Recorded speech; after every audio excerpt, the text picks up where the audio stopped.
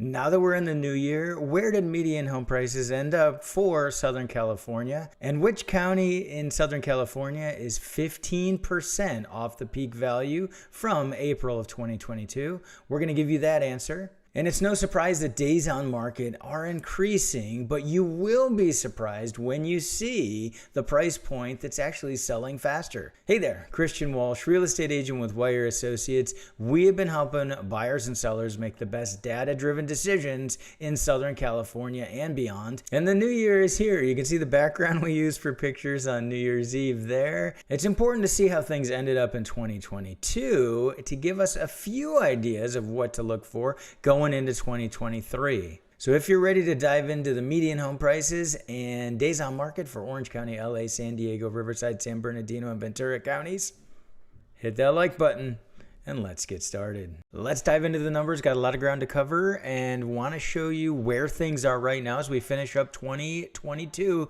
and going into 2023. We can see that the median home prices are down, and even more significantly, we will see that 5 of the 6 counties are now at negatives for year-over-year prices. And that's a big deal. We saw prices slow down in their increases.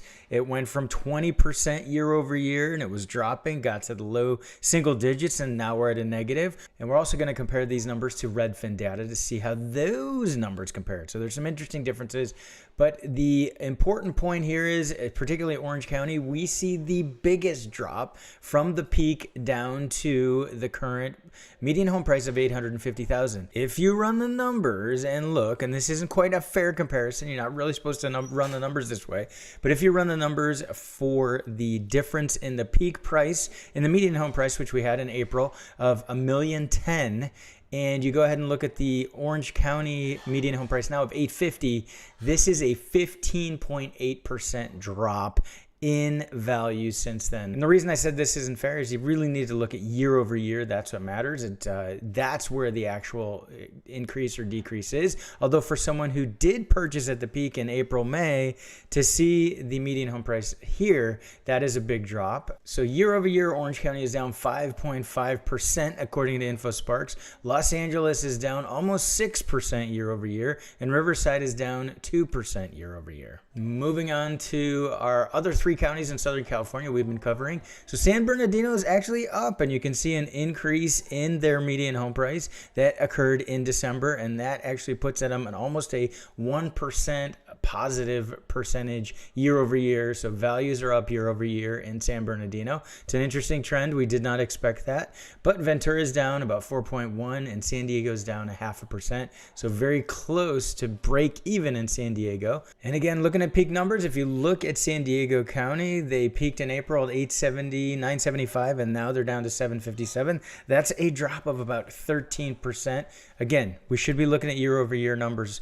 This is not a fair comparison, but if you're someone who bought at the median home price in April, that's where you'd be as of right now, a 13% drop. And we're adding in a new data set. We're using Redfin's numbers as well. They have a great set of numbers, so let's start to incorporate this into our market updates.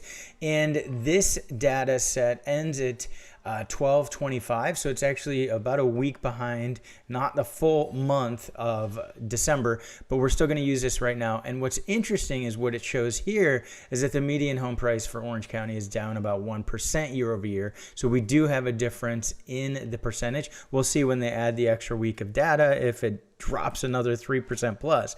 But as of right now, it's 1% year over year in Orange County, according to Redfin's data. Moving on to Los Angeles, this is where we see the biggest drop, and this correlates to the similar number that we saw in the InfoSparks tool, and year over year, they're down about 6%. So that is a drop in value that is pretty sizable. And then moving on to our other counties, we can see that Riverside, we're down about 1%, not a huge drop year over year. And San Bernardino, here we have a 1% drop year over year. We'll see how that shakes out when they add one more week of data. Ventura is flat year over year. And according to Redfin, San Diego is 1% year over year.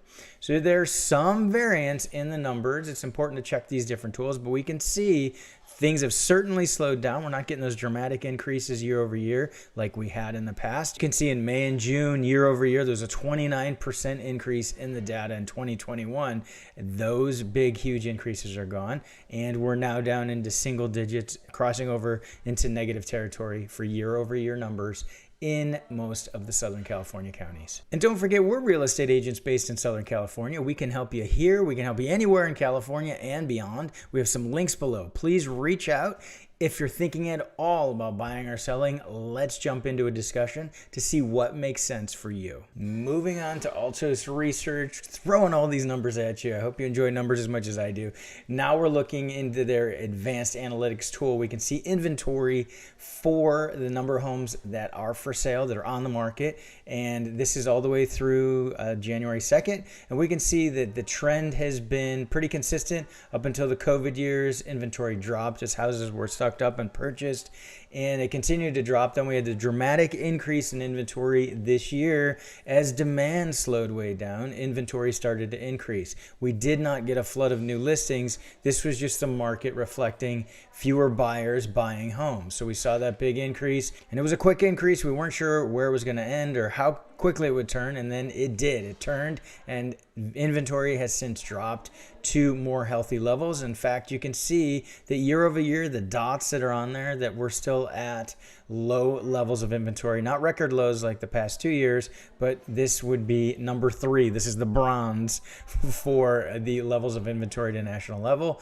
And similar story in the state of California. Look at that huge increase in inventory, and then things turned and it has since dropped. And then you can see the SoCal inventory for the individual counties. Well, it's all kind of jumbled together here. It follows the exact same trend where we are down for inventory. These lower levels of inventory going into 2023, that's good news for sellers. That doesn't mean they have a whole bunch of competition out there, although we do expect that folks will start to list their homes.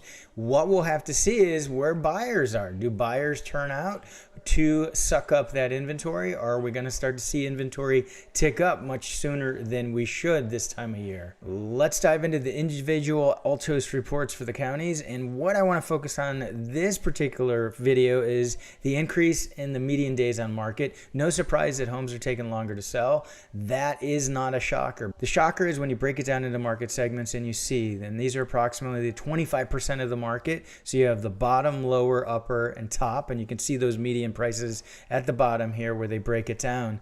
The interesting thing to see is when we get rid of the market segments and we see one number, the 90-day average is 49. The 7-day average is 70 days it's taking now. And this is a big change from where things were, where the 90-day average was 7 days. It was just homes were flying off the shelves. But here's what's interesting. We break it down into market segments, and we'll find this in most of the counties we cover, that it's actually the bottom of the market that's taking longer to sell. The top of the market, in many respects, is actually taking a little bit less time. And you can see that it's only 77 days as compared to last year when it was in the 80s. The year before for the top 90 was 98 days, and even higher, it was over 140 days back in beginning of 2020. So that's what's interesting, and I want to show you the different counties. It's not what you'd expect. The reason that we're seeing the uptick in the median days on market, it's the lower end of the market. And in fact, in some cases, it's actually the very bottom of the market that has ticked up the highest. So that's an interesting trend. Let's run through the other counties. Moving into LA, and of course, you've seen how you can go ahead and check any city that you want in the nation or zip code. I've shown you how you can do that in here. Similar thing where we see that the top of the market in Los Angeles is actually moving faster than it did in years past. And the bottom is what has creeped up, and it's creeped up pretty quickly. You can see the dramatic increase through the year as the rest of the market has taken a while to sell. So the stuff that's moving is the stuff in the upper 25%. The big numbers, the big expensive homes are still moving. Riverside, we see a similar case where they're actually all taking very similar amount of times to sell. Those lower priced homes moving from 7 or 14 days all the way up to bigger numbers of 56. And then the more expensive ones at the top taking almost as much time. It's really around 2 months for for any home in Riverside right now, no matter what the price point is. San Bernardino, another market where it's taken pretty similar amount of time. What's interesting here is basically the lowest half of the market is taken 63 days.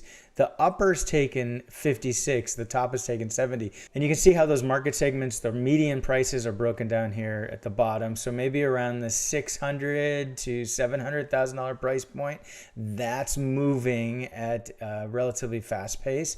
And the bottom of the market, anything less than that, is moving slower, and it is because of affordability. As interest rates have gone up, the lower end of the market tends to be the most sensitive to interest rates. Moving into Ventura, our buddies in Ventura, so we can see that the lower end of the market's taking more time and the upper end is taking about the same time as it did the past couple years, but nowhere near as long as it did in the past. And finally, San Diego, we can see that the top of the market is taking about as long as it did back in 2021, less time than 2020, less time than 2019. The bottom end of the market is what's taking longer now. So again, bottom end of the market tends to be most sensitive to interest rate increases and affordability, and that's what we're seeing, that's actually what's pushing up the days on market. When we look at the median for the whole market, it's the lower end of the market that's taking longer to sell. The upper end of the market's actually moving faster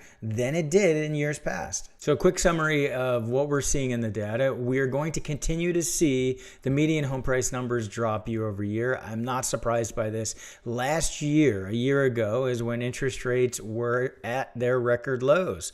What will be interesting to see is what happens as the year over year data starts to get into higher interest rates. So that'll be an interesting thing to see in the numbers going into 2023. The inventory levels, as mentioned, those are down, and that's a good thing for sellers. Buyers still have choice out there because there's fewer buyers out there. There's lower demand because of where interest rates are. But it will be interesting to see ultimately what happens with interest rates. Now, the Fed will continue to raise the Fed fund rate, but right now we have an extra large buffer between the typical buffer you have between mortgage interest rates and the 10-year Treasury. So it will be interesting to see if that buffer starts to decrease and we see rates continue to drop. They just this week went up a little bit. And if interest rates drop enough, we could start to see some of those buyers who are waiting on the sideline may want to get back in. So we could see a little bit of a spike in demand. So we need to watch the data carefully for the first 2 months here of the year. These are going to be the most important months to watch to see where things are headed. Reason being, we're going to see what's going to happen with interest rates, and if that's going to bring us some extra demand. And then we're going to see what's going to happen with inventory levels. We will start to see whether sellers are going to bring more homes to the market. So make sure you're subscribed to this channel so you get those numbers quicker than you'll get anywhere else, and you'll be able to make the decisions on where you think the market's headed. We want to hear your real estate resolutions, so put those in the comments below. And we ask you for one of your resolutions. Make sure you subscribe to our free weekly email newsletter. We have a link below so you can do that. You'll be kept up to date on exactly what is going on in the Southern California market and beyond. And check out this next video where we dive more into the housing market 2023.